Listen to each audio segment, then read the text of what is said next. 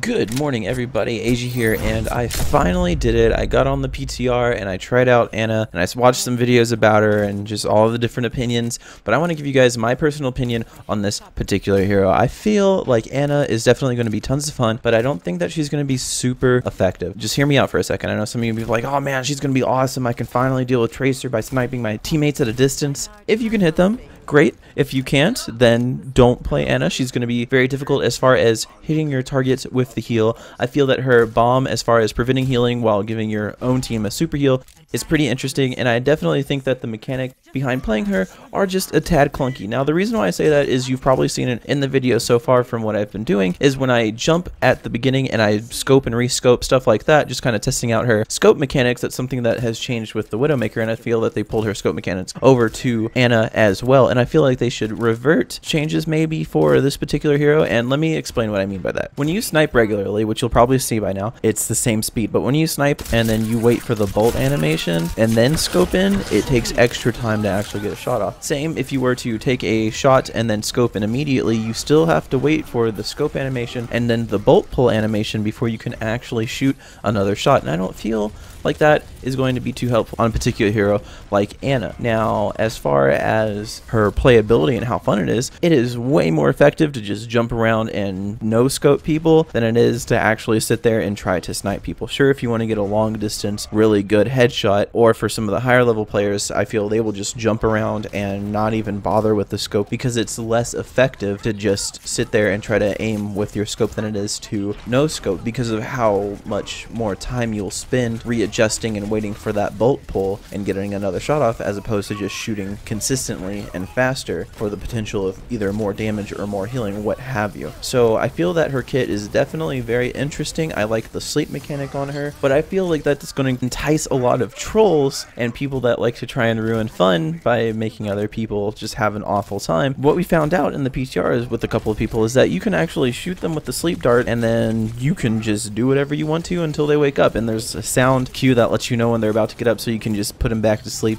to keep them sitting there for even longer and just have them unable to play in the CC until they get hit by something, of course. But you could just simply not hit them just to troll them and do whatever you want, which we tested this out in the PTR. I let them know that I was going to do it, and now they have this idea of doing this when she's actually released. I definitely think Anna's going to be super interesting, but I don't think that she's going to be effective, and here is my short list of reasons why she's not going to do well. Reason number one being that the scope mechanic makes it very difficult for Anna to either be a sniper from a distance or just be a no-scoping sniper wielding healer, essentially. I feel that the mechanic with her not being able to no-scope and then maintain the same speed of shots while zooming in definitely nerfs her a little bit. I feel personally that it would end up being just a hell of a lot easier and better for Anna players to just no-scope with consistency than stay scoped, because it gives you that added mobility. It feels more like a Hanzo, a quicker Hanzo, essentially, and you're able to still get your same damage, as opposed to taking a shot, trying to reposition, scope in, wait for the bolt animation, and then take another shot. For some of you that have played Anna, you probably would want to test this out, take a shot and then instantly try to scope in and take another shot and see the difference in time it takes to actually take that second shot. Now, I also agree that some of you may feel like this is definitely necessary, and I totally understand and totally agree that there are some things that need to nerf, especially they had the problems with the Widowmaker, so they probably did this intentionally to deal with potential problems that could come from Anna players. However, I feel with the ability to just consistently jump and no scope everywhere and maintain same amounts of damage while doing this, it makes it a little irrelevant to try and fiddle around with making it harder for her to jump and reposition while scoping. I guess the argument is that it could make people insanely more accurate they already need to be. At the end of the day, I feel that that is one thing that makes it a little bit harder to get her damage off. It's something very minimal, something very minute, and it's just something I noticed immediately, because the first thing that I like to do with new heroes, and the first thing I like to do with any hero, especially back when playing in the closed beta for this game, I think that it was very interesting to see the way that particular heroes in this game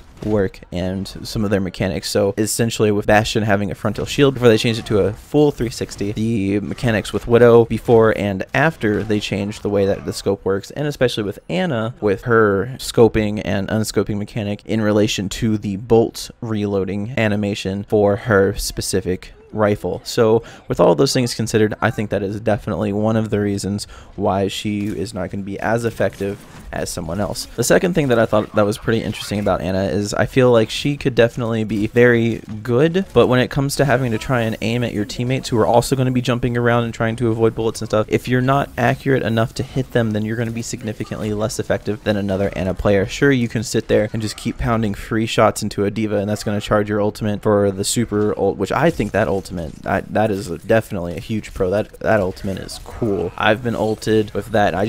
That is a cool concept for an ultimate. Absolutely love it. I'll get to that later, but for now, just being able to have that consistency and just high accuracy of not only shooting your allies but your enemies is definitely going to have a huge skill cap difference. So not that I'm saying that Ana is particularly like a bad hero or she's going to be somebody that's not worth playing. I feel that she's definitely going to be worth playing. It's just that she's going to have a very high skill cap. It's going to be like when Genji first came out. I'm not too sure about Genji being a good hero, only because it was a high skill floor to start being decent at him. So I think with Ana, it's definitely going to be a high skill floor again, where she's definitely pretty difficult to start out playing her, but as you go through and you start learning her and her mechanics and timing on the specific things of her kit and getting the delay on her sleep dart, definitely once you get those things ready to go and once you practice all of the different mechanics of this particular hero, she could probably be great for a team. But as of right now, since that I'm not personally really good at aiming, I think that it's going to be very difficult for several players to get down the timing on that. And the third reason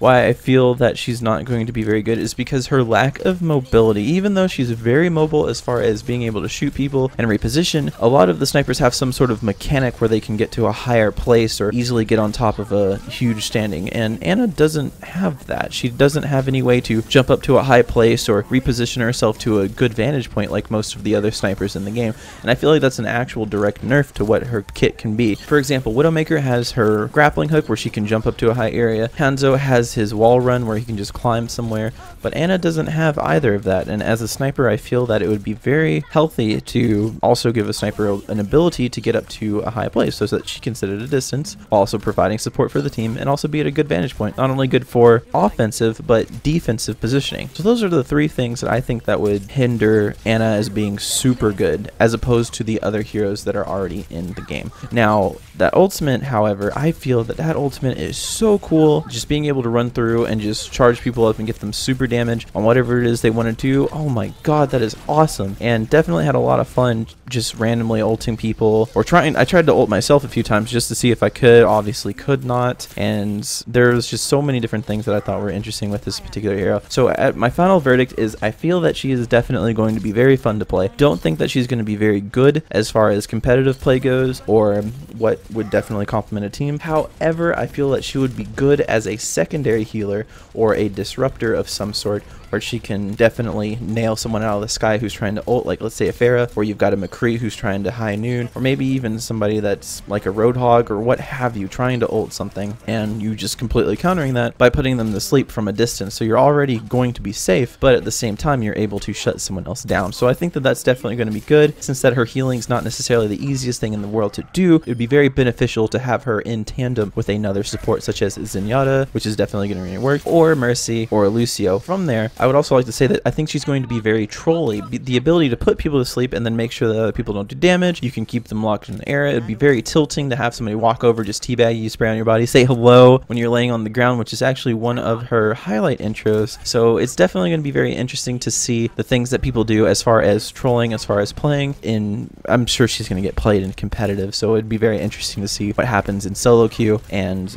duo queue and what have you. I definitely think she's going to be played in competitive play, so it'd be very interesting to see what happens in solo queue from here on out, which I've also very happy about to say that I finally hit my goal of hitting rank 60. That was my goal. I started off at 52, climbed all the way to 60, have I think a 70% win ratio at the moment in ranked, and I'm very happy with it, and I actually am very interested to see how far I can get this season. But anyway guys, if you like this video, go ahead and share it with a friend. If you think you got some Ana mains that are gonna come out from this, go ahead and let me know what you think about Ana if you haven't played her yet, and if you have played her, tell me about some of the things that you think I could have done differently in this video. And as always guys, thank you so much for watching, and I will see you in the next episode of whatever it is I decide to do.